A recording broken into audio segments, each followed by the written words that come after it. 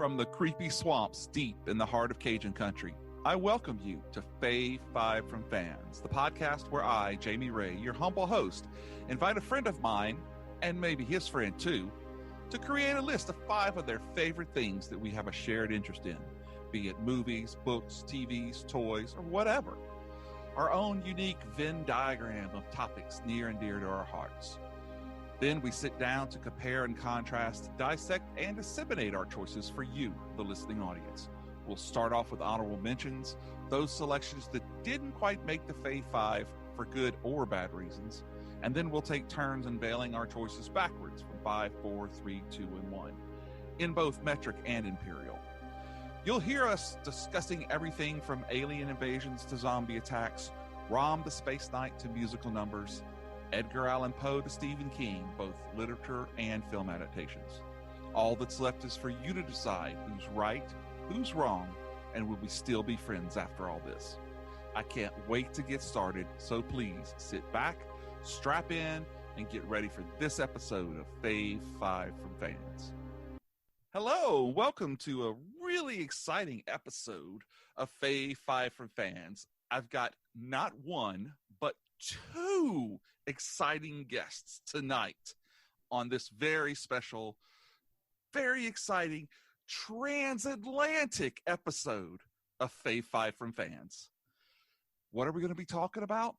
Well, we're going to be talking about those movies that are near and dear to our hearts that we feel are underrated and under-championed from that greatest movie century of all, decade actually, 1990s.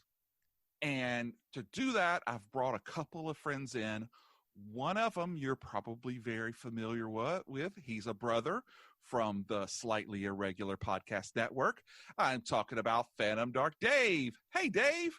What's up, Jamie? Welcome back to the show. I'm so happy to be able to sit down and talk more movies with you. Me too, man. This is going to be really exciting. I've got to give you special thanks because if I remember correctly, when we were batting things around, this was kind of your idea. Yeah, I usually spend my nights wondering how I can become the number one guest on every podcast in the world. And so that's what I did is I said, hey, Jamie, let me know when you're ready for me to come back. I have another episode we can do. Well, I'm actually working on my Fave Five From Fans Phantom Dark Dave episodes list. So, we're doing good. Well, obviously, I am partially kidding about that. I love going on podcasts, but no, man, that's what happens when we're not recording. We're still talking about movies, and sometimes you just can't pass up a great idea. You are so right, sir. And not only did you bring us that idea, you brought us a guest, too. I did. And the reason is because I hope that people listening to the show have by now at least checked out other podcasts that I'm affiliated with, including the one that is now long and gone, which is Dave's Pop Culture Podcast. And one of my number 1 downloaded episodes of all time was one called Underrated Horror Movies. And with that, I had on my buddy who's now joining us because I thought, what better way to do this than with a triple threat? You were so right. Neil, welcome to the show. Thank you for having me, Jamie. You right, Dave? Hello. Hi there. This is my deep voice.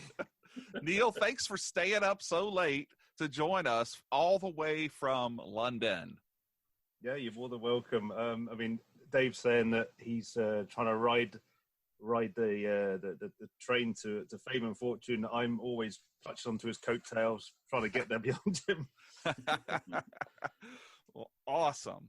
So, Neil, why don't you tell us a little bit about yourself, what you do, and what makes you a good guest for this episode? Well, I'm a graphic designer by trade. I have always had a massive love for horror. It was one of the reasons why I ended up getting into art and design in the first place, purely because of the VHS covers from the sort of 1980s and just seeing all the fantastic artwork. And it's something that was always inspired me to do work. And I love poster art, and it's something that I'm really trying to get into now. But horror films, sci-fi films have always been a massive part of my life. and the chance to come on and talk about some of my favorites is something that I couldn't pass up, even at 2 a.m. We're so glad. Not 1 a.m., but 2 a.m. Yeah, thanks, Google. Yeah. Well, great. So, Neil, where can someone find examples of your artwork, or maybe even hook you up to do a commission? You can find me on Twitter, which is Neil Fraser78, or you can find me on the Gram, I think as the kids call it, under Neil Fraser Graphics. Awesome. And we'll have links to both of those on the Slightly Irregular Podcast Network page for this episode. Plug. Maybe some things down here that we dig up, should we say, from the 90s as we go through this list. Guys, I'm not going to run my gab anymore. If you are ready, I think we should probably dive right into it. Let's do this thing. All right. Well, Dave, as the returning guest, let's start off with you, brother. All right. So as we kick these things off, we always got to dive into our honorable mentions. And Jamie, let me ask you a question. I actually brought 2 honorable mentions to the show. Do you want me to tell you both, or do we want to go around one by one? Why don't you go with both? Okay. So I'll give a brief description over each one, and then I'll see if you guys had seen it. My first one is from 1998. It's called Milo. Milo is a movie that not a lot of people have heard of. I remember seeing the trailer when I was a kid on a different horror movie, and it was kind of hard to find, but I was fortunate enough to track it down, and I loved it as a kid. It's about 4 young girls who witness a classmate who gets murdered by this demented neighborhood kid named Milo. One of the girls, who's our main character, is named Claire. She gets injured, but she survives, and she moves away. She moves back as an adult now to return to see her old childhood friends, but that's when they start dying off one by one, and she sees it's Milo, but Milo is still in his child form. And the movie, I know, but let me tell you this. Imagine, you remember how great the trailers were. I'm sure we'll talk about more movie trailers as we go, but this trailer hooks you just by the end of it, because the trailer ends with, remember, Freddie and Jason were kids once too. I was like, I have to see this movie. But I got to tell you something. This movie does not stand the test of time. If this would have been in my 5, it would have strictly been nostalgia. Right. My other movie is from 1999. It's from Full Moon Pictures, which we all love. Charles Band's work. It's Ragdoll. Oh, okay. Ragdoll is, how can I say? It's a unique film, right? It's got an urban setting, but it's very closed in. There's not a lot of scene here. It's about a young rapper named Kawain, and he performs at a local club. His group is called, I believe, KT or KT Bounce. I couldn't remember. But they're approached by a local kind of underground arms dealer, drug dealer, a real baddie of the neighborhood. And there's some back and forth. And what happens is Kawain doesn't want nothing to do with this dealer. And so the dealer ends up putting his grandmother in the hospital, Kawain's grandmother. Like, you know how it goes. You mess with the mafia, they hurt your family. Same scenario. But being at Full Moon Pictures, there's always dolls involved. What happens is Kawain's family dabbles in dark magic. And so Kawain is able to go into his house and use his grandmother's like artifacts and everything and conjure up the Shadow Man. And the Shadow Man basically makes a deal with you and will do whatever you want for a price. And of course, he wants the dealer and his henchmen to be killed. And I'll just say it comes at a costly price, but it's a pretty fun movie. Now, is this in the Demonic Toys genre? I mean, franchise? I'm going to say no. And the reason I say it that way is because as a 1999 standalone film, it is not. I have heard by other things that I've read that there's a continuation of the film, and I'm not sure where that ties in, because I don't think it's necessarily in the Demonic Toys run, but then you never know, because there's the Doll Man run and then Demonic Dolls, and somewhere down the line things do blend. I'm just not really sure where. Gotcha. Okay. But as a 1999 film, it's on its own, but it's also on my list as an honorable mention. That's awesome. I have not seen either of those movies. I have jotted them down, so I'll go back to watch them one day. I'm guessing, what was that, Amazon, or was it on the Full Moon channel? So let me go ahead and spill my guts to the world right now. Do it. Everybody knows that I love Monster Energy. Like, outside of being a father, because I love my kids so much, like, I love Monster Energy. Jamie, do you want to know what my newfound love is? Do it, man. Tell us. Tubi TV. Baby, all the horror movies you could want right on Tubi. Really? I'm telling you, here's the catch. I discovered this. If you go into Tubi and you go to categories and you hit horror, you know, they give you like 200 horror movies. Guess what? Those are not all the horror movies. Really? I'm thinking they can only display 200. So you know how we're always like, oh, this is cool because the category always changes. No, man, they can only advertise so much. If you go in there and type in anything even slightly specific, you will get a laundry list of things that you have never seen before. And I'm here to say Tubi has a giant horror category that is not displayed, including almost a full Charles Band run of movies. Oh, cool. Enjoy. It's free. Awesome. Because there's actually a couple of Full Moon movies that I came across here that I was like, oh, I really want to go back and see those. And Yes. I've got to say my collection is a little sparse on the Full Moon, even though I loved them in the 90s. Yeah. Well, there's a price for everything, right? And sometimes free is better. Well, I'm going to check that out. Tubi TV. All right. Well, great. Well, Neil, I believe that means, sir, it is your turn. Why don't you give us your honorable mentions? Okay, well, I've got two. I mean, the first one would have actually been in my top 5 list had there not been some debate about whether it came out in 2000 or 1999. I'm referring to Camp Blood. Camp Blood. Okay, then. It's a film that since, I think it's got like 8 sequels now. I think we're up to Camp Blood 8 or 9. It's also a series of films which I think the last 4 have been done by one of my favorite independent filmmakers, which is Mark Polonia, who's made some incredibly amazing B movies. And Camp Blood is your sort of traditional sort of slasher done on a budget. Essentially, it was a direct-to-video slasher film, written and directed by Brad Sykes, and there's 8 official sequels, and it's basically a young woman who travels to a deserted camp with her friends, only to find themselves at the mercies of a killer clown. I mean, and I've talked to Dave before about my love for killer clowns, and it's a very basic plot.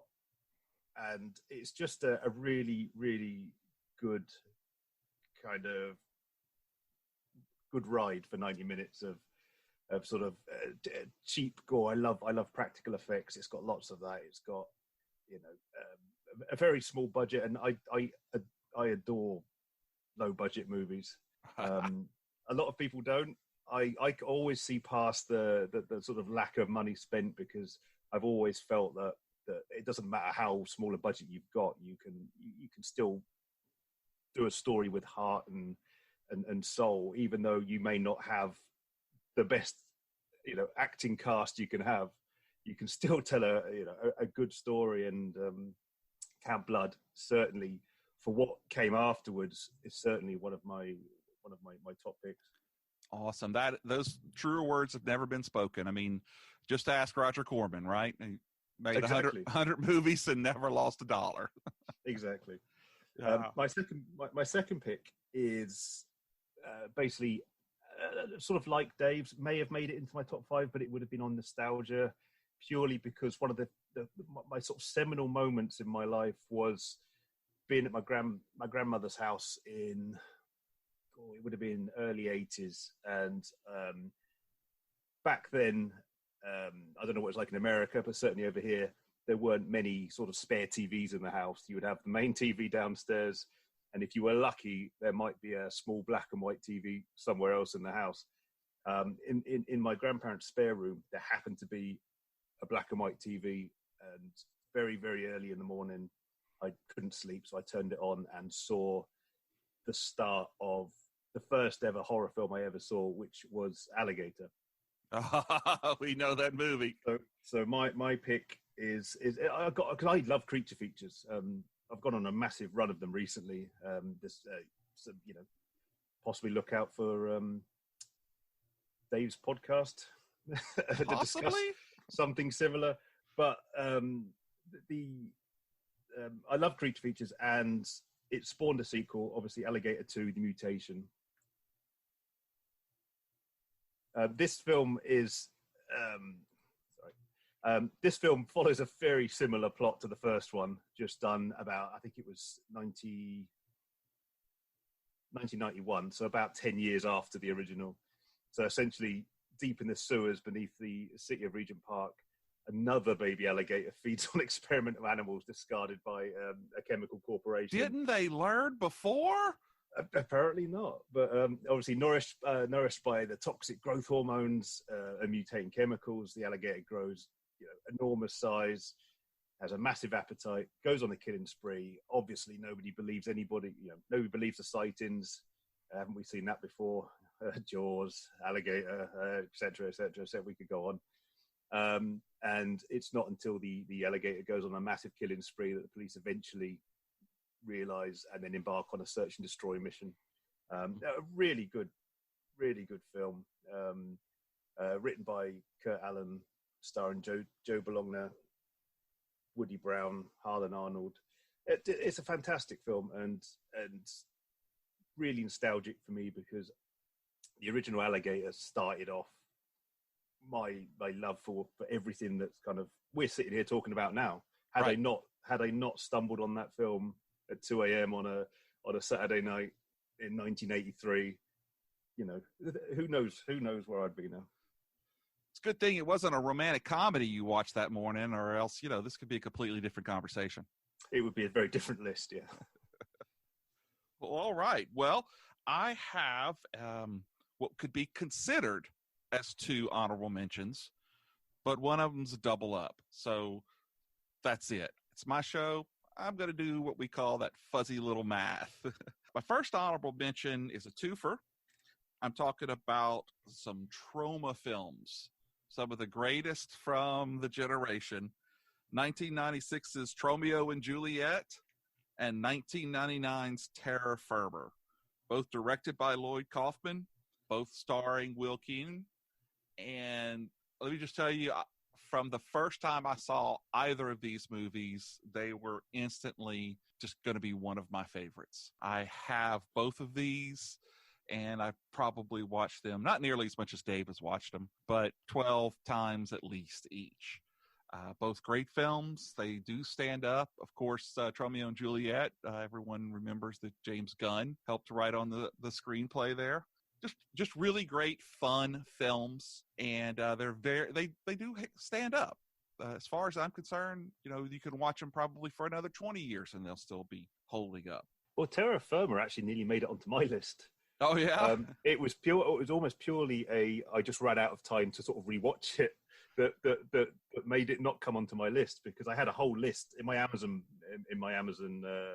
video account. I have a whole watch list in preparation for this episode, but I got very, very busy at work and I couldn't watch the last sort of 4 films that are on there. Terra Firma was one of them. I got you covered, brother. I got you covered. Can I wish I was a lawyer. I'd have something smart to say. What do they say? Objection. There it is. Okay, objection. There is always time to watch Terra Firma. No, I have to say something with full disclosure. The only reason, and I'm saying this now, there is no trauma on my list today, is because I am giving 0 spoilers about a top 5 trauma episode I recorded with Jen Dreadful on the Fright Club podcast. So forgive me for plugging during the middle of the episode, but there's not trauma on here, because then you would have known what was going on over there. We are being very, very quiet. You got it, sir. My other honorable mention is purely nostalgic. So I'm going to say right now, don't rush out and try to find this film. I think it's on crappy, Turkish subtitled version on YouTube.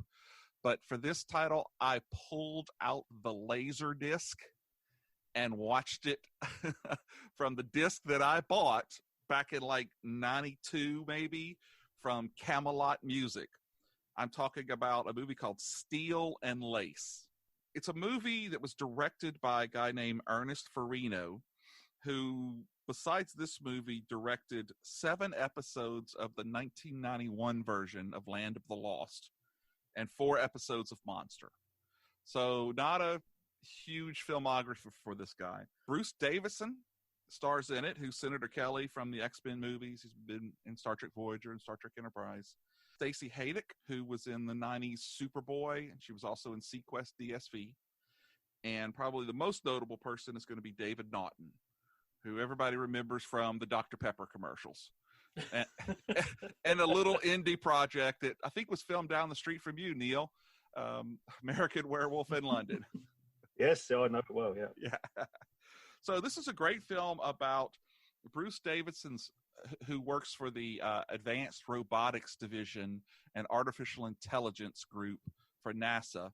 His sister is raped and by a rich guy, and he gets his 4 friends to come in and all state that he wasn't even there that night. And they all he gets off, and then she kills herself.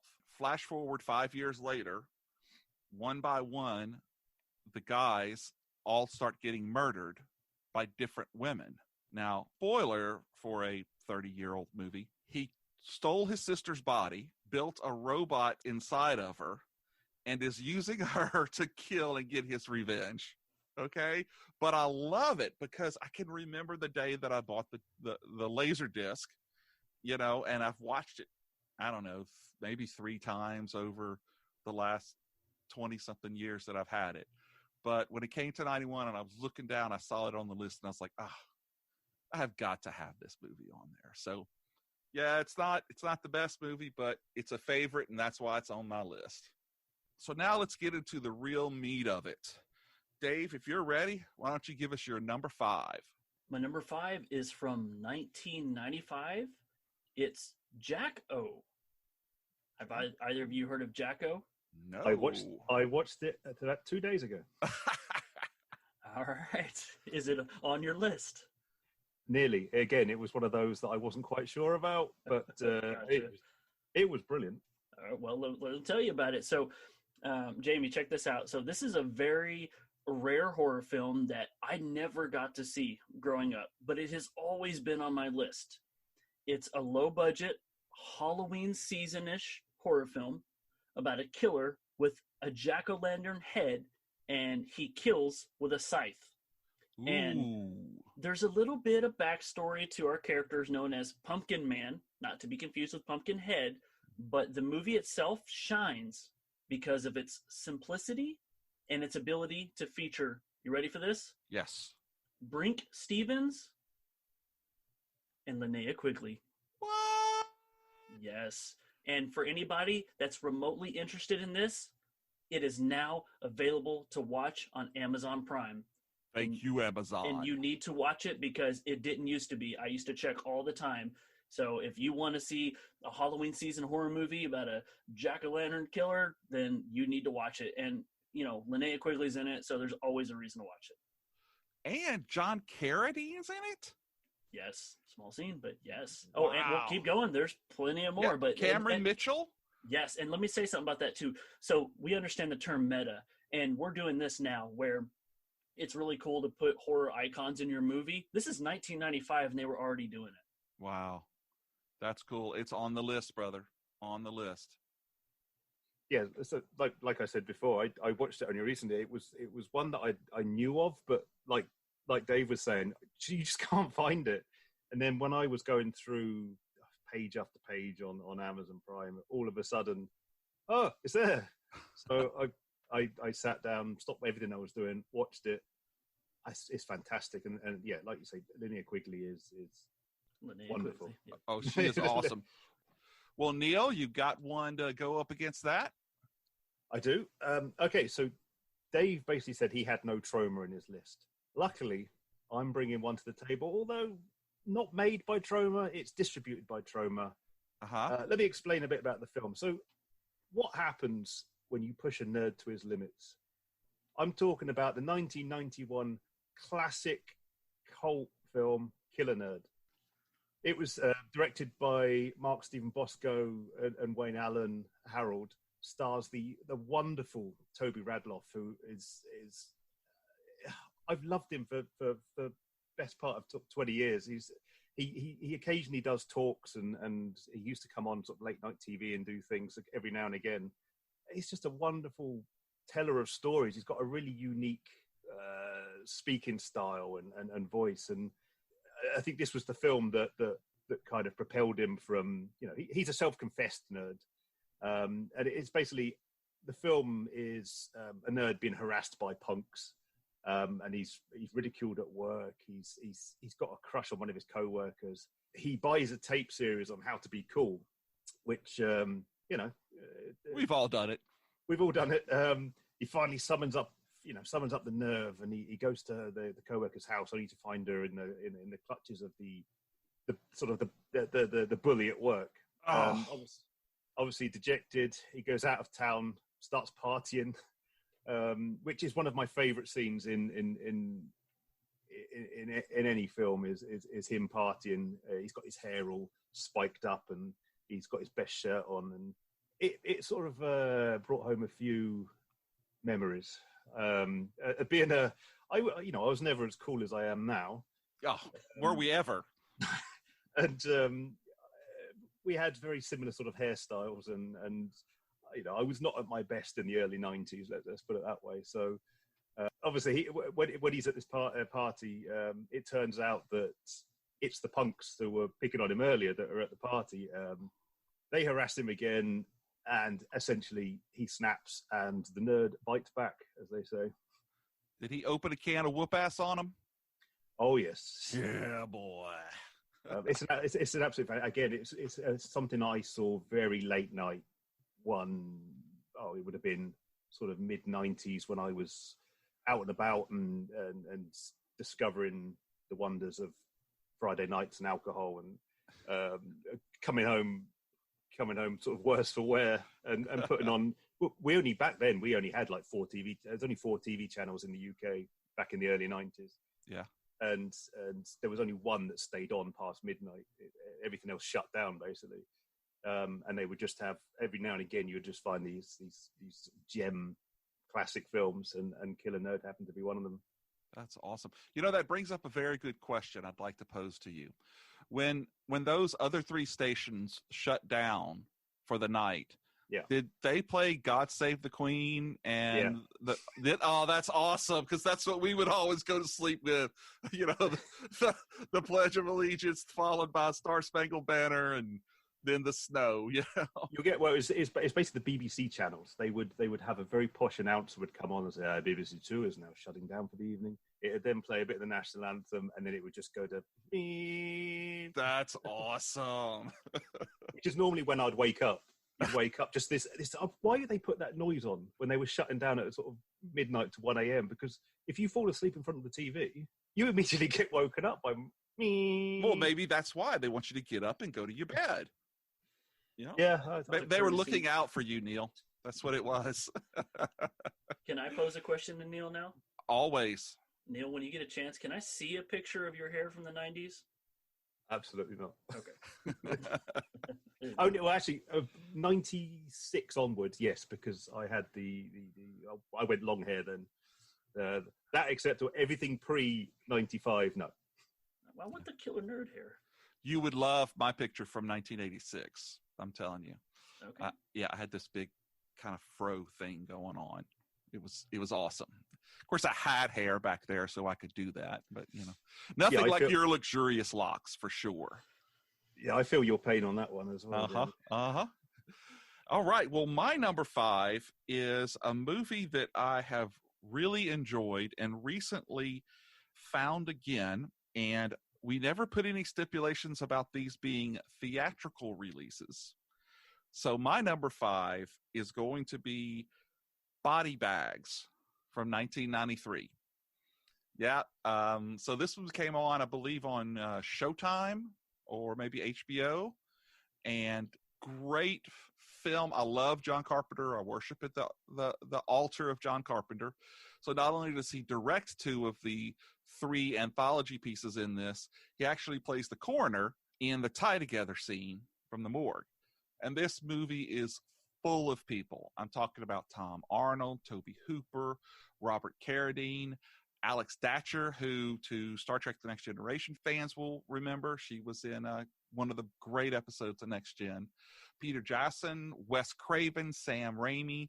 Again, we're talking David Naughton, Buck Flowers.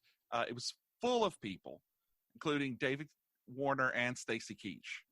So it's a great film. Have you guys ever seen it? Yeah.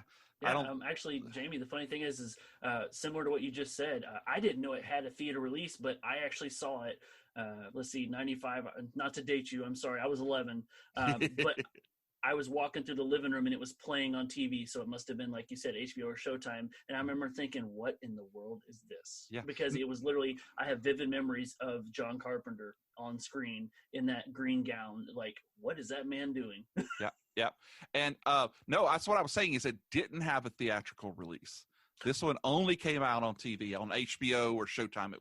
It was supposed to be the kickoff pilot movie, and I'm going to say it was Showtime, that was supposed to launch like a horror series.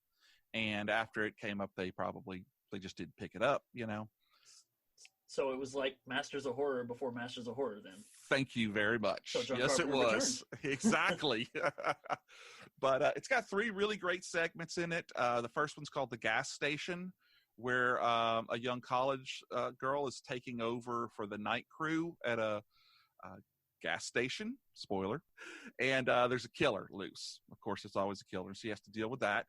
And then the second one is called Hair.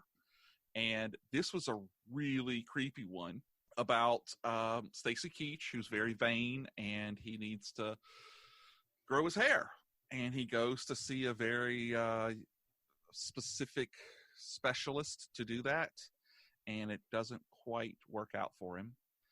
And then the third one stars John Agar, Twiggy, Roger Corman, and Mark Hamill as Brent Matthews, a baseball player in the minor leagues, who on his way fixing to break into the big leagues loses his eye in a car accident, and they're able to transplant another eye to him.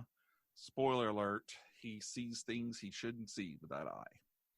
So great set of series, and like I said, the little piece that kind of ties them all together, John Carpenter is incredibly creepy in it. So that's going to be my number 5, Body Bags from 1993. Hey, and you know what's really funny about it is, for the life of me, I always confused Body Bags with another movie. Mm-hmm. And I don't know for sure, but it might have also been a 90's movie, and it was Quicksilver Highway. Oh, that was a Stephen King story, wasn't it? It was, and it had Christopher Lloyd as the main host, and it tied in a few different stories. And I always used to get the Mark Hamill segment confused. I'm like, which movie is this one actually featured in? Oh, and I haven't so seen that one I haven't seen that one in a long time. I'm jotting that one down. Quicksilver Highway. Yeah, that's it. Which is not my number 4, by the way. Oh. All right. Well, why don't you give us your number 4 then?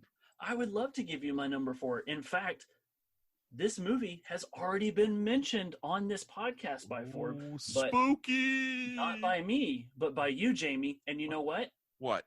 You and the main character of this film have something in common. Oh, we're both incredibly handsome. Oh, wait a minute. That would be just him. Well, actually, I'm going to give you the runner-up on that one because even though I will say, because both of you, all you want to do is make the children happy. Oh. From 1995, Ice Cream Man. Yes! Talk about David Naughton. Here he is again. Mm-hmm.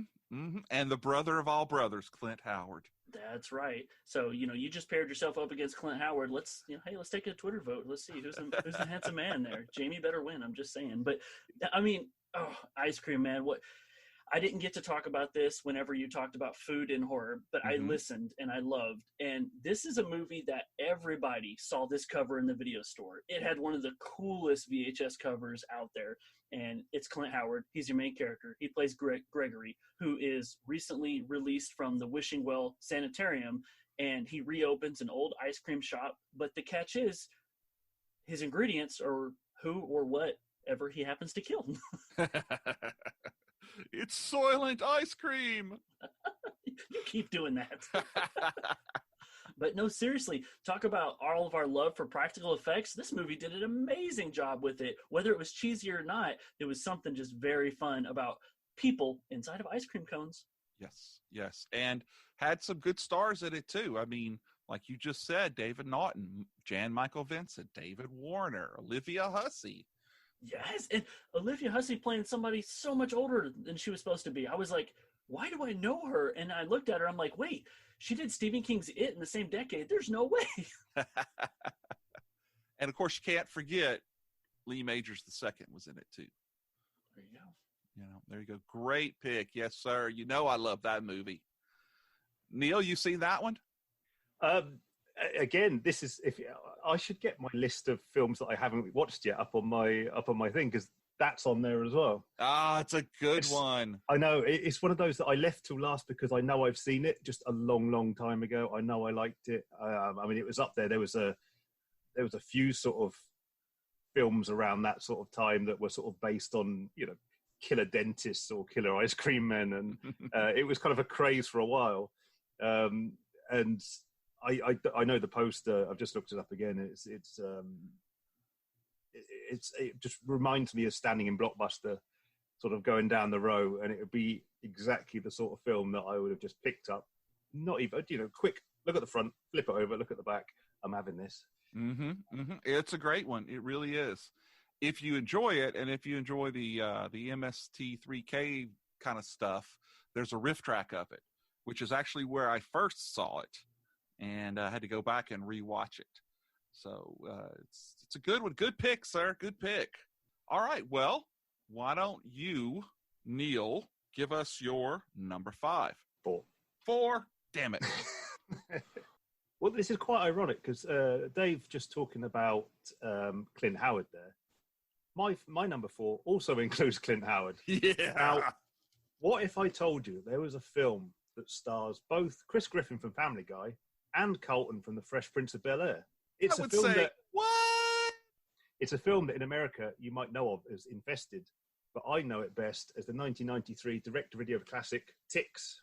Oh yeah, Ticks actually on a list of mine to watch for another show.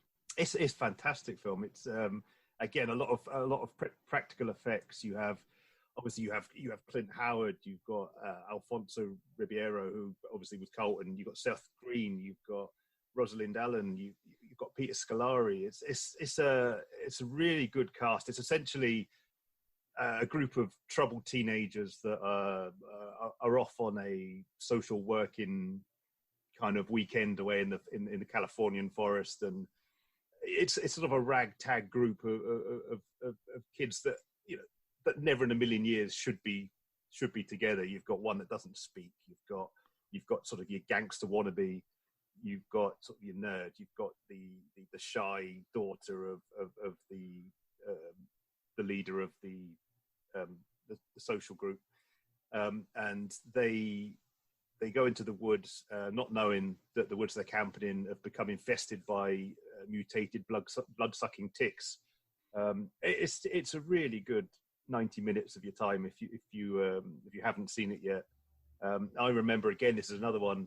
I'm getting a bit of a habit here, but another late night coming home from from drinking from the pub. Yes, from the pub. Yeah. I didn't want to say pub because it sounds so British, but again, this is where I first saw it. There's many films. I mean, I don't want to name them here just in case they happen to anybody's list. But again, like I was saying, late night with our one channel that was still on, they would run, especially the 90s. There was Friday and Saturday nights in the 90s. There was always something on, and obviously back then, not having access to internet or anything like that, unless you stumbled across films like this, then you may or may not even know they exist. So this was a real good instant classic for me that night, and I've watched it several times since, and watched it again the other day, and it's still fantastic. You've got some great practical effects and a really good cast, and I texted Dave because as soon as I started watching it again, it triggered all the memories back, and I texted Dave and said, I've just found in the first 5 minutes, I've just found a film that's going straight onto my list. And it's because the first scene has Seth Green and Alfonso Ribeiro in it. And it's like, that's it. Let's go on the list. Done. And obviously, the more I watched it, yes, I remember this now. And it's a fantastic film. Yeah, that sounds great, man. Ticks. I got that one down, too. It's on a list already, so I'm going to go for that's on Amazon, right? Yes, that is on Amazon. Yes. In the UK, whether it's there's a difference between Amazon UK and Amazon US, as me and Dave found when we were trying to do some other things, but it'll be on Tubi. Okay, so it's in English here. Do they play it in British there? No. We dub it with just a slightly posher accent. Yeah. There you go. All right. Well, my number 4 is also going to be a bit of nostalgia, but after rewatching it, I feel it is still a great underrated movie. In the 80s and 90s and even into the 2000s, I was a huge Clive Barker fan, and he was spitting out movies pretty regularly. And so I fell in love with Nightbreed, based on his book Cabal. It's a great film which he directed, starring another great director, David Cronenberg, with one of the creepiest masks I've seen in movies ever. Those little bobby pins and the sideways zipper for his mouth. Also stars Craig Schaefer. Oddly enough, I didn't realize until I went back and watched this, Doug Bradley is in it, the Pinhead. And also Charles Hayde, who, as a kid, I would watch Hill Street Blues. And I was watching it, and I was like, I know who that guy is. So this is a very interesting story about a troubled young man who has been seeing a therapist. And he tells the stories of his dreams about a mythical place called Midian, where the monsters live. But they're basically not supposed to exist. And one day, the therapist, played by David Cronenberg, comes to him with all of these pictures based on the kills and the murders that the dreams that he had been having. His name's Boone. That Boone had been having. And he tells him, "You've got 24 hours to go turn yourself into the police," which, of course, is what a good therapist would do. So he takes off to find what he believes is called Midian, and he does find it, and hilarity ensues. But it's a great movie, and it's on Prime as well, on Amazon Prime, and just really enjoyed it, really liked it, and that's my number 4. I want to jump in and say I love your number 4. Nightbreed is such an underrated and awesome visual movie. And yes, Doug Bradley is in it, but he's also with his former acting partners, Nicholas Vince and Simon Bamford, who were both in Hellraiser 1 and 2 as Cenobites. And back probably 2-3 years ago, I used to be on a podcast called Black Cat Shadow that I did with Andy, who people will know. He follows me. We do a lot of cool stuff together. And we actually got to talk to Nicholas and Simon. And though we talked Hellraiser, I was so excited to talk Nightbreed with those guys. And the only reason I didn't put it on my list is, in my heart, it's too popular. The world won't agree. And so it fully fits your list, no problem. I was just like, I can't do that. Everybody knows I love Nightbreed. And because you brought it up, I'm happy we get to talk about it. Well, one of my favorite things about this movie is not the visuals, but the music. This was, obviously a Danny Elfman film. He did this incredible soundtrack. I actually had the cassette, and I played it until it broke. And so then I got the CD, and stupid me loaned it out to somebody, who then broke up with the girl that I was friends with, and I've never seen it since. They never give the CD back, do they? Never gave the CD back. Bastard. But the greatest thing about that soundtrack, all the instrumental stuff, is when you listen to it, there was a hidden track on it. And at the end of it, they do a country and western version of The Skin I Live In, which was an Oingo Boingo song. So you've listened to 45 minutes of this, dun, dun, dun, dun, and then you hear the, "Oh, leave me." Yeah, it's wonderful. I'm going to have to find it, and instead of me singing it, put a little snippet right here. But that's one of the things that's always stuck with me is, and actually when the Waxworks did a pressing of it, I had to buy it and love it. And it's on there. So, it's been a little while since I've watched it. Like I said, about a couple of years. I got a question for you. Uh-huh. The version that you're most familiar with, is it the rated R or the unrated that they finally released? Or it may be called a director's cut. It's definitely longer, the newer one. You've got me there. I don't know. Okay. I had, for quite a while, it wasn't out. So I bought one of the versions that was just a DVD. And then recently, of all places, a pawn shop, I found a 2-disc Blu-ray set that only had 1 disc in it. Didn't have the DVD. It had the Blu-ray. And I got the guy down to $3 and took it home, took my DVD out, stuck it in there, and put the other one in storage. That's a steal. Yeah, Nice. It really was. I didn't have to wear a mask either. So it's great. Neil, you've seen this one? Oh, I have. Again, I'm similar to Dave. The reason it didn't make my list is I didn't want to put it on there and somebody go, everybody knows Nightbreed. But, see, I wondered that too, but the more I looked at it, it didn't seem to be that popular. I think maybe it's just the circles that we kind of that we travel in. Everybody we know knows Nightbreed, but I mean, I love Danny Elfman, mostly because my sort of seminal cinema moment was 1989's Batman.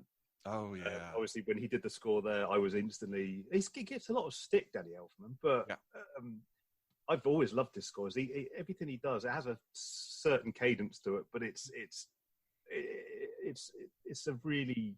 He's a really good composer, and Nightbreed's fantastic. Again, it's on my watch list. I was going to watch it again, but like I said, I would have just been taking up valuable watching space for something that I do. I just can't put it on it. But it would have been on my list. Yeah, it's a great film, and I'll tell you, one of the things that I had totally forgotten about until I saw this again was the scene where David Cronenberg's character is looking for Midian, and he stops at this abandoned gas station, and there's an old guy in there who's been doing a bunch of taxidermy, and he's got his dog stuffed, and he's sitting there petting the dog. It's going to be okay, boy. It's going to be okay. I'm like, creepy. But that's a great one. Well, good. So, Dave, numero tres. Throw it on us, sir. I know it's hard to believe right now, but in the 90s, there was a low supply of clown horror movies. No. Seems ridiculous because there's a new clown horror movie every day, and we're happy to have them. But back in the day, if you loved scary clown movies, you couldn't find them too often unless you got lucky. And I was definitely lucky to come across this movie. And so this movie, I rented it from a place called Video City, and it so impressed me. Because I had already loved Stephen King's It. I was already, I had, of course, loved Killer Clowns from Outer Space, but I needed more. Something needed to feed the need. So if you put a clown on the cover, I'm in. And I don't know. I didn't really have any expectations, but I got to say, this movie is fun. The overall idea is just really cool. What it does is, it's called The Clown at Midnight. How about I tell you the name? 1998, The Clown at Midnight. On the edge of my seat, waiting. Yes, but we'll check this story out. So it's about 7 high school kids, and they're in the drama club. And it takes place in an old opera house. And to earn credit for the drama class, they have to clean and help refurbish it. That way they can perform there, okay? The opera house has been closed for several years because of a brutal murder that took place there. But did I mention that one of the kids in the class, it was her mom that was murdered? So her daughter's revisiting this place, okay? Now, what could go wrong? Well, add something to that, and that we have a serial killer in a clown costume. And this clown costume parallels Lon Chaney makeup clown effects. Oh, cool. On purpose. Like, it looks like something pulled out of either Laugh Clown Laugh or He Who Got Slapped. And there's even designated scenes where they mention Lon Chaney as a makeup artist. And so I'm already drooling at this. And I got to say, if that doesn't get your attention, the drama teacher is played by Margot Kidder. I see that now. Black Look at Christmas this and now. Amityville Horror. Woo! And this movie, along with Ice Cream Man, very creative and cool death scenes. Very cool. And I see Christopher Plummer's in it too. Yes. Yeah. And cool. what's his name? James Duvall. I love James Duvall. He is not in enough movies. This movie, he's awesome. You can see where the latest It poster got its kind of idea from, can't you? I was just thinking that. Yeah. That's very cool. So did the clown, I mean, I'm looking at it on IMDb. Did the clown in the movie actually have that makeup look where it's got the identical? Wow. Amazing. I'm telling you, the clown doesn't look cheap at all. It's great. That's awesome. Hey, and since you guys were talking about Fresh Prince of Bel-Air earlier, right? You mentioned Carlson. Mm-hmm. Neil Tatiana Ali is in this movie. Uh-huh. I see that. So there you go. That's all. Man, just all the threads that we keep connecting. All right, Neil, you think you can throw one down on top of that? Smack Dave down? I certainly can. Okay, so basically, all right, no smart answers here, because I'm sure Dave will have some really weird film to try and catch me out. But can you tell me Kane Hodder's seminal performance? What do you know him best as? And then I'll tell you why you're wrong. Death House. See, there's always a smart ass. Yeah. I was going to say, from your honorable mention, Alligator 2. Yeah, all those are good. Yeah. In layman's terms, basically, he's Jason from Friday. Obviously, most people know him from Jason from Friday the 13th films. Let me tell you a bit about the film before I give you the name. See if you can figure out what film it is. In 1974, an unhinged CIA agent injects himself with werewolf blood that he found. After a killing spree, his body's put into suspended animation and then thawed out 20 years later by his crazy boss and a team of unsuspecting doctors. It's known by two different names. In the UK, just known as Metal Beast. In America, you might know it as Project Metal Beast. Project Metal Beast. This is awesome. It's one of the weirdest concepts for a film I think I've ever seen. It tries to sell you as everything. It's a werewolf film. It's just a general sort of suspense thriller. It's a science fiction, cyborgy cyborg film. It's got everything all wrapped in this awesome performance by Kane Hodder, who is only in it as the werewolf. But this is a 1995 film directed by Alessandro I'm going to butcher this name, Alessandro De Gaetano. And that's perfect. Awesome. It stars Barry Bostwick, Kane Hodder, Kim Delaney, and Musetta Vanda. I hugely recommend this film because it sold me on the fact that it was a werewolf film, and then when you actually get into it, there's probably only a werewolf in it for 20 minutes. I think it's a fantastic film, and the bad guys played wonderfully, and it's a really good fun film. I can't recommend it enough. That is awesome. Project Metal Beast. Yes, Dave? I was just going to say, I've never even heard of this movie. I'm so intrigued right now. Amazon. It's happening. Yeah, I mean, I remember starting to watch it a few years back, and just what is this? It's one of those that it's done well, it's acted well, it's just bizarre, and I think you're going to really like it, to be honest. I'm going to get back to you. That's all right. Awesome. Awesome. Well, okay, let me ask you two guys. What would you say was the seminal performance of Kim Delaney? Mm-hmm. Tough one, huh? Is it NYPD Blue? Is it Project Metal Beast? No. For me, it's always going to be Project Metal Beast. But no, it's going to be 1991's Body Parts, my number 3 film. This is a movie I saw in the theaters. I brought my wife. This is one of the movies that made her never want to go to horror movies with me again. And I love this movie for the exchange of... What do you want? I need to talk to you. You need to talk to me. What about? About your arm? My arm? Yeah, I got the other one. Yeah? So, like, you want an arm wrestle or what? Do y'all remember this scene? It stars so many cool things. Jeff Fahey. It's got Kim Delaney as the wife. Brad Dourif as the left arm. It's a great film about a criminal psychologist who, through a traffic accident, loses his right arm and is given a transplant from a new process. But after his recovery, things start to go wrong, and the arm almost has a mind of its own. He eventually goes and gets himself fingerprinted, only to find out that the arm belonged to a multiple murderer who killed children, women, and probably even kicked a couple of dogs. And he starts to piece together that the project is going off the rails, goes to search for the other people who have them, and once again, hilarity ensues. Well, I don't know if you're going to leave that awkward pause in there, but that's because I didn't know who she was by name, and I have definitely never seen this movie. Really? Yes.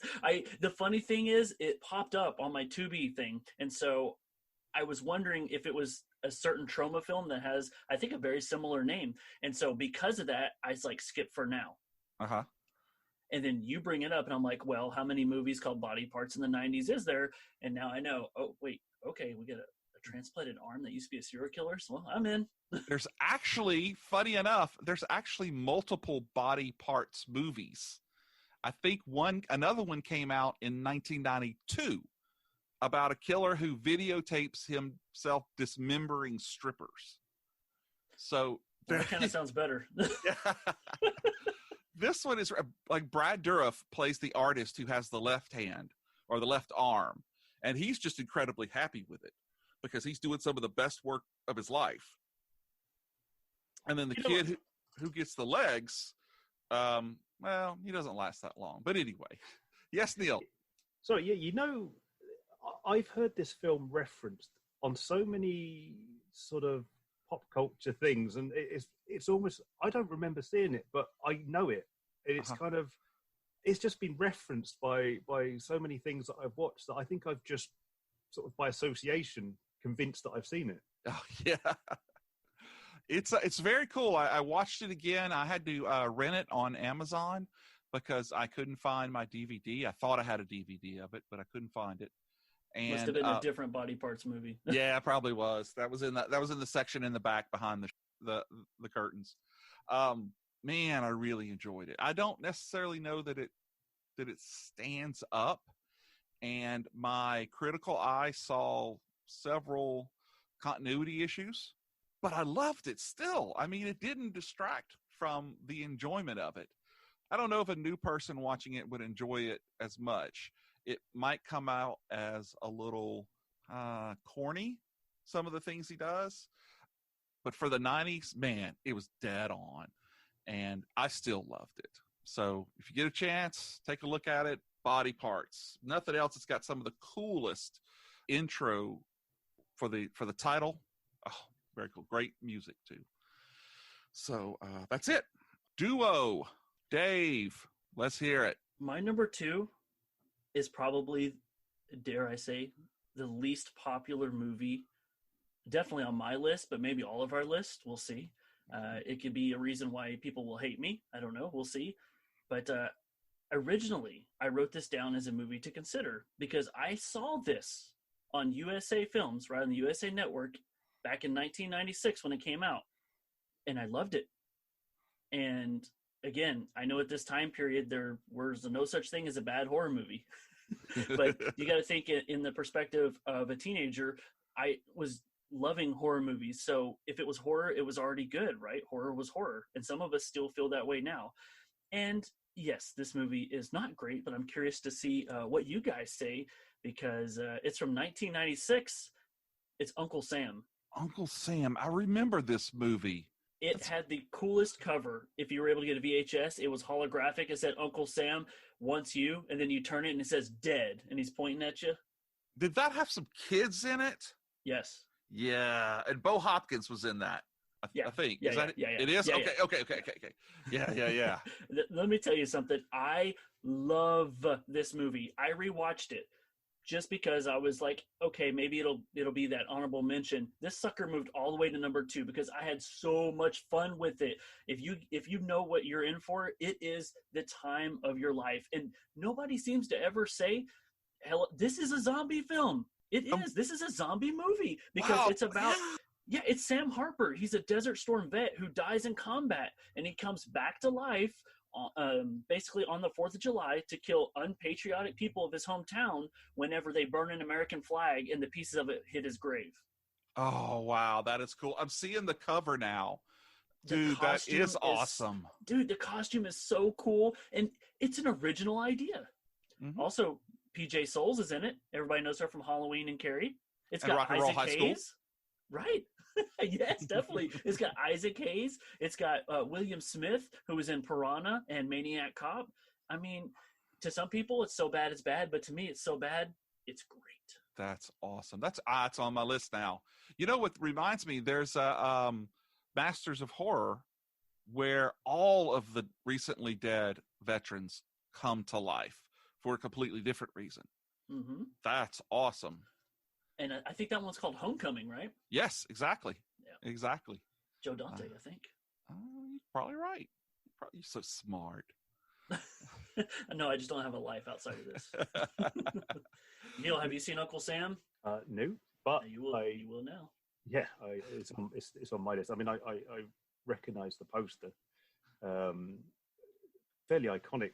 Again, I've seen it, but just not seen the film. But I will be watching this tomorrow. Yeah, tomorrow. Or is that later today? Yeah, actually, in about 4 hours when I'm up. Yeah. Awesome. Well, Neil, why don't you give us whatever the metric conversion for 2 is? Okay. Now, me and Dave, we've spoken about my love for a certain Friday the 13th film, which Dave is... Jason X? Yes! Okay, sorry. Well, I didn't say that because that's not a 90s movie, right? No, it's not. But okay. What is Jason X also known as? Jason in Space. Jason in Space. Now, the 90s were known for many things, but everybody in space. But what they were also known for is the 90s was a decade of the sequel. This series spawned several sequels, but my favorite is from 1997. Leprechaun 4, Leprechaun in Space. Oh my God. Dude, that's awesome. I'm a massive fan of sequels. The crazier the better, especially when you send Jason to space. It's just at least that had a reason for him to be in space. Mm-hmm. Leprechaun 4, it's never explained why he's in space. I had to go back and watch 1, 2, and 3 just to make sure there was nothing tying it in. Nope, starts number 4. He's on an asteroid in space. Well, I mean, it's the next logical progression, right? Yeah, I mean, I'm not knocking it. Part 3, he does Vegas. So where you go after Vegas, you go to space. Yeah, I mean, I thought maybe something happened at the end of 3 that sent him, but it's not even mentioned. He's just there with a space princess who you might remember her. It's Rebecca Colton, who is she's amazing in this film. Not for her acting, but essentially the leprechaun is in space to woo the beautiful princess, who is so impressed with his gold, but she's a sort of conniving sort of schemer, and she wants his gold, so she agrees to marry him for the gold. You then have space marines that just turn up for no reason. They attack the leprechaun, they kill the leprechaun, they rescue the princess, they take his gold, he then comes back, and as you've said a few times, hilarity ensues. There's some amazing kills in this, and it obviously it ends with a 60-foot leprechaun chasing around our final girl. It's so much fun. If you like really out there sort of wacky films that run of a franchise that you're familiar with, then you cannot go wrong with Leprechaun 4. Awesome. I love Leprechaun 4 so much. We have never had the Leprechaun talk. I believe it was the last time Warwick Davis played the Leprechaun, right? Yes, he was replaced. Which is a shame. Dude, my favorite scene of Leprechaun 4 is when he pulls out a lightsaber. That movie was gold right there. Yeah, there's some very good sort of homages and nods to various films in there, and fantastic film. Well, Neil, I have to tell you, you've made the Christmas list, because anybody who loves Jason X is gold in my book. That I get so much crap for loving that movie, but man, it's got everything. I mean, again, David Cronenberg is another wacky doctor. Oh, and then, of course, my favorite, KM14. Jeez, that is one of the best characters. I love the way that she plays her off.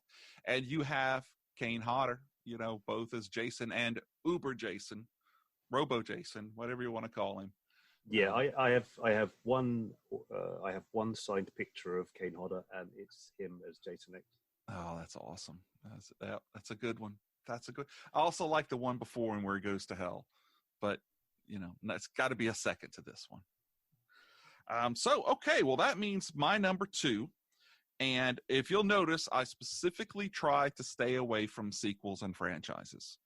I wanted to make this a little bit more difficult on myself, but when it came down to it, I had to add this one on there. And so my number 2 is a number 3, and I'm talking about Return of the Living Dead Part 3. This is such a great film. Melinda Clarke is amazing in this movie. The way that she progresses through the film until you get to see that last iteration of hers where she's doing everything she can not to eat her boyfriend. Oh man, I love this movie. And as a kid, I loved the fact that Kent McCord and Sarah Douglas are both in there, because I watched Kent McCord every chance I got when Emergency, Adam 12, all those things were the big thing for a kid my age. And then, of course, Supergirl 2. Superman 2, Sarah Douglas was the baddie. So it's just a great film. Really, really love it. Directed by Brian Yuzna, if I'm saying that right. If I'm not, please forgive me. Who also directs, of course, Beyond Reanimator. Probably 3 of my favorite films strung together with one green glowing syringe. I love it. I couldn't keep this off my list. I really tried. And I actually was just sitting around the other day, and I needed to do something from Return of the Living Dead Part 1 for another show where I was in on Back in Time podcast. And man, number 3 was just sitting right there. And I was like, I got some work to do. Let me throw it in, and just sat there all night and watched the whole thing again. So love that movie. Return of the Living Dead Part 3 is my number 2. Guys, what you got to say about that? I cannot remember seeing it. Straight to the heart. I'm absolutely convinced I have, but it's just escaping my memory. I 1 and 2, yep. 3, I don't know why I can't remember it, but I will. Again, it's on my list for tomorrow as well. I'm going to give you. You're still on the Christmas list, Neil. Thank you. Well, the reason I let Neil go first is because I also have never seen it. Oh my God! But the funny thing, I own this movie, and the reason is because the cover. Yes, I know that cover. Like, you're talking about the movie, and I've never seen it, but I know exactly who you're talking about. And she looks amazing on the cover. She does, and not just sexy amazing, because she is, but just the prosthetics that they put on her. And when you watch it, you'll see, she literally becomes an animal, but her love for her boyfriend keeps her from, well, I don't want to spoil it for you, but keeps her from killing him. But the gloves are off for anybody else. I won't say any more about it, Ben, because... Well, let me tell you something. Mhm. You mentioned the Back in Time podcast episode you were on. Yeah. I listened to that one, and that's where I discovered that we both share that love for Linnea Quigley. That's where I learned it. Oh, I was like, okay. oh, absolutely. Yes, yes.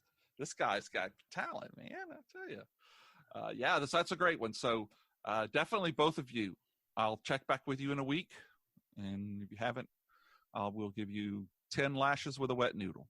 So if my math is right, and I have to count to 15 now, so I took one sock off, I think that means, Dave, it's your number one.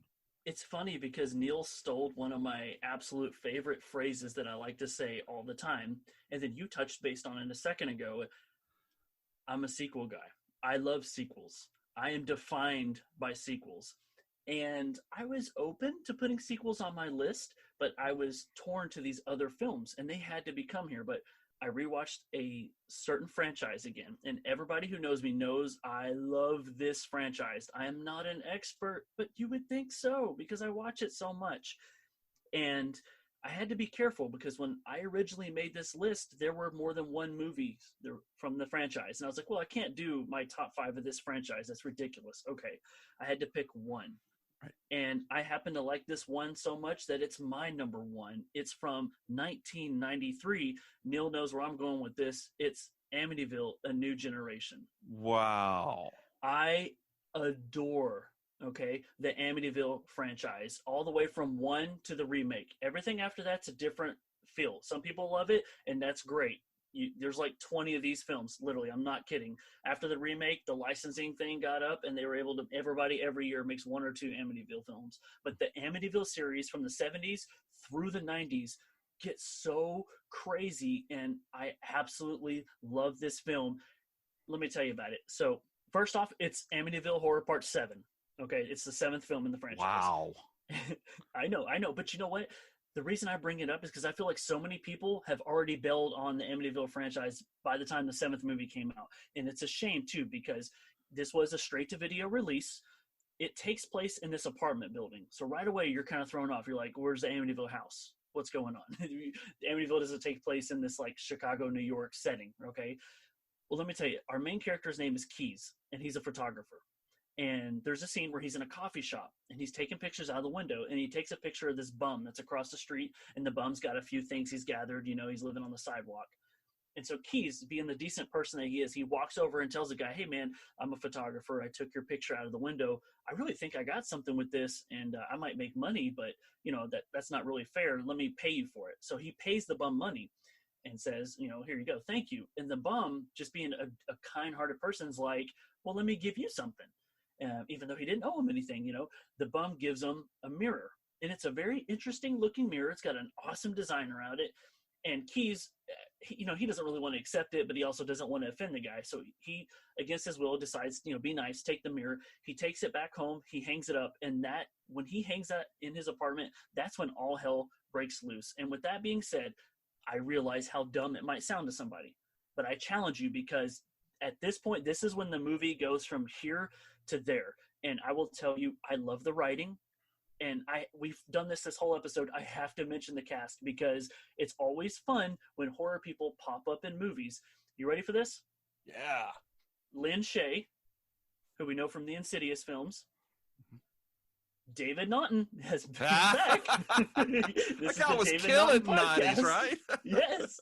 The main character is played by Ross Partridge, who at the time wasn't a big name, but he has been in 4 episodes of Stranger Things, so people will recognize him now. It also has Robert Russler, who I love. He was Grady in A Nightmare on Elm Street Part 2, and he also played in Sometimes They Come Back. And then drum roll, the detective in this, Terry O'Quinn. Stepfather. Get out! I'm telling you, all these people were in this Amityville movie, and I discovered this movie when I was a kid because I was at a pawn shop, which seems to be another running theme here, and I bought this tape for $1, $1. This little clamshell VHS tape. I took it home, absolutely loved it. I knew it was going to be on my list. It was against other films in the franchise, but then at the end of it, it's the writing. It's the idea of saying this is a 7th film, and we are going to do something refreshing with the storyline that has not been done yet, that could still make the viewer go, whoa, that was a cool idea. And that's how I feel about it. It's my number one. That's an awesome pick, man. I've never seen that movie. So, Neil, no pressure, man. But numero uno? Okay, so apart from Unlisted Owner, what do you think of, or what film do you think of when you think of found footage films? Blair Dave? Witch Project. Blair Witch Project, which came out in 1999. I think Cannibal Holocaust, but that's just me. Yeah, but what if I told you that there was a film that not only is arguably better than the Blair Witch, but came out a year earlier? Oh, tell us. I'm talking about 1998's The Last Broadcast. Never heard of it. This is a fantastic film. It's done in the style of an actual documentary, whereas, you know, a lot of found footage films are done on the pretense of, oh, we're making a documentary, yet they never actually have any of the documentary in the actual film. This is completely done as a documentary about a last broadcast, obviously, of the sort of three internet investigators that go into the forest in search of the Jersey Devil. So they go off to the Pine Barrens, and nobody knows what's happened to them. They all disappeared. There was a crime scene. They found two bodies, and one body was missing. They found lots of blood. They found the videotapes, a lot of which were damaged. And the documentary is basically, it's a film that's made by and starred Stefan Avalos and Lance Wheeler. And it's basically them piecing together, trying to retrace the steps and piece together what happened, and sort of putting the footage back together. So the documentary maker, they've got all these experts on the Pine Barrens and video editing and restoration, and it culminates in a really, really interesting ending. I remember, because it was my mum that rented me this back in the late 90s from the video store. Cool mom. Oh yeah, she used to rent me all sorts. So she got me this, and I remember sitting down and watching it and just thinking that it was a real documentary, because I loved cryptozoology and stuff like the Jersey Devil and Mothman and all that sort of stuff. So my mum got me this film, and I remember watching it as a documentary, because it's done so well that you would actually believe it is a real documentary until you get further into the film and you start thinking, okay, maybe, But again, this is on Amazon. You should watch it. I just looked it up and I put it into my watch list. Somebody actually puts on here, makes Blair Witch look like a school project. Yeah, I mean, when I watched it again for this episode, I was like, oh, this is it is a lot more like Blair Witch than I thought. And I looked at the date and went, 1998. So I went on Wikipedia and I searched Blair Witch 1999. This 1998 actually filmed in 1997. So Blair Witch wouldn't have even been a concept at that point. Oh, it's fantastic. It's very much of its time. I mean, you look at it and it screams 1998. Yeah, everything about it is 90s, but it's a really well done film. So watch it. Awesome. Definitely The Last Broadcast. So before we go to my number one, let me ask you, I'm going to put y'all both on the spot. What's your favorite found footage movie? We are both contracted to say Unlisted Owner. That's true. Yeah, you're not going to get any argument from here. All right. That's on my list, as a matter of fact. Okay, well, all right. So then now we'll give you my number one, which I hope you both have watched. If not, I'm going to... Actually, if you haven't watched it, that's going to be okay, because that just means that this podcast has done its job. And I'm talking about a film from what I would say was back in the day, from the dawning of the decade. I'm talking about 1990's Frankenhooker. So what do we say? Who's seen it? Show of hands. Oh, Neil, not Dave. Yes! I bequeath unto you this gem. Elizabeth.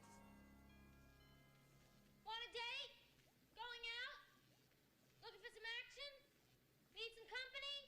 No, wait. Huh? It's Jeffrey. Got any money? Money? No, I don't have any money. This movie, I have watched it. I ended up getting the Arrow Blu-ray set last year for Christmas. and I didn't even have a region-free Blu-ray player to play it. It's the reason I now have one in the man cave, and it was worth every penny. It's a story about a medical student who is also an amazing electrical engineer who accidentally decapitates his fiancée and then works to rebuild a body for her out of Manhattan prostitutes. And he has some amazing scenes in this movie. A lot of it was filmed on the street, and it's got so many. But Dave, because I love you, I'm not going to say anything else. Usually, I will scream at somebody for giving me spoilers, which is why you're being so kind. Exactly. However, I will explain why I've never seen this movie now. Okay. You guys know one of my best buddies, Brian, who hosts the Terrible Terror podcast, and he did the Frankenhooker episode. Mm-hmm. And I listened to it, so I know the movie. Oh. And that's fine, because that's the thing about his podcast is if it's a movie that I may not gravitate towards, he'll let me know if I need to see it or not, judging by the content of the episode. And the thing about his podcast is after I listen to it, I feel like I've watched it and I loved it. But Gotcha. Being that it's number one on your list means it's worth the visual now. Oh, wow. I do. I love, it's not just the visuals, though that's a lot of it. The performance that Patty Mullen puts in as the fiance is just amazing. And James Lorenz, I believe, who plays Jeffrey, I don't know that he's been in much else, but this movie was, pardon the pun, it was lightning in a bottle. I mean, it's you know, it's a modern day Frankenstein. It's a love story. It's a true horror film. It's got it all. I mean, the only thing it doesn't have is the Care Bears, you know, and I just, so I really hope you watch it and let me know what you think, because it is definitely my number one underrated 1990s horror film. See, this is the reason why I love this. You take all three of us who have seen our fair share, but you managed to stump me with so many movies I haven't seen that I've heard of, and the same with Neil, yet anybody who listens to this podcast is going to think we're some of the craziest people in the world. Like, oh, they did, you know, their countdown of their favorite non-popular horror movies of the 90s. What were their number ones? Oh, Amityville, A New Generation, The Lost Broadcast, and Frankenhooker. And then any traditional horror fan, or non-traditional horror fan for that matter, might be like, man, those some cool dudes right there. Yeah, the ladies will say that too. Only the cool ones. Oh, I agree, man. This has been so much fun. Let me tell you, it was so hard to weigh, okay, well, this movie, because there were a lot of great horror movies in 1990. So it was hard to look and say, okay, this movie is popular, or this movie is well-liked or well-known. And to find these movies that, except for Steel and Lace, which, you know, you don't have to watch that one. They're all great movies. And you'll watch some of them and go, why the hell is this not Blu-ray number one seller, yada, yada, yada. You know? Yeah, So, and I love it, man. I think that so many people out there have at least had the ability to discover something that either they haven't heard of it or they've heard of it, but they never had the motivation to watch it. So a lot like Neil and I both now are looking at your list. We're like, okay, things to watch. And I'll get back to you on the Return of the Living Dead 3. Like I said, I own it. But equally, I need you to watch Amityville: A New Generation. it's already on the list. I've had my Amazon screen up here knocking stuff onto it. Gotta And I want find to give that a one. shout out to one of our mutual homies too, Andy, who I mentioned from Black Cat Shadow. Yes. I convinced him to start the Amityville franchise, and he's been running through them. And every time he watches one, he hits me up. So when he checks out your episode, because he loves your show, he just started listening to it about, I would say 3 weeks ago. Ever since the quarantine thing, he still works and he drives a lot. So he's been knocking out different podcasts, and he told me he loves your format. And so he's going to love getting a shout out here. And he's also going to facepalm himself when he hears that my number one was Amityville: A New Generation, because I don't think he shares the same opinion. Well, that's all right. Man, this has been so much fun. Neil, I appreciate you getting up and staying up for this. Dude, it is so, like I said, you're on the Christmas list now. You know, so you take that and treasure that, okay? Yeah, thank you so much for having me. I mean, I love I've only fairly recently started listening to the show. Love the podcast. And I'm looking forward to seeing some of the films that came up on this list because my watch list is now increased. But thank you so much for having me on, and it's been great. We could do this. It could have been top 20. To be honest. Yeah, it could have. It definitely could have. Well, I had so much fun. We've got to come up with another topic. So I think what we'll do is we talk back and forth on Twitter, come up with a new list, and maybe in a little while we'll work on those and do this once again, and we'll do it earlier this time. I appreciate that. You're welcome. We'll do it so you don't have to take a nap. Well, I want to thank you guys again for being here, and thank you out in podcast universe for coming in and joining Neil, Dave, and myself for this really fun episode. Don't forget that you can download every week during the quarantine a new episode on Fridays. You can find us at AOC Community Media. You can download from Apple Podcasts, Spotify, and Stitcher, amongst a few of them. Please also interact with us. Come on onto Twitter, and that's going to be Fave, the number 5 from Fans. Tell us what you thought of the episode.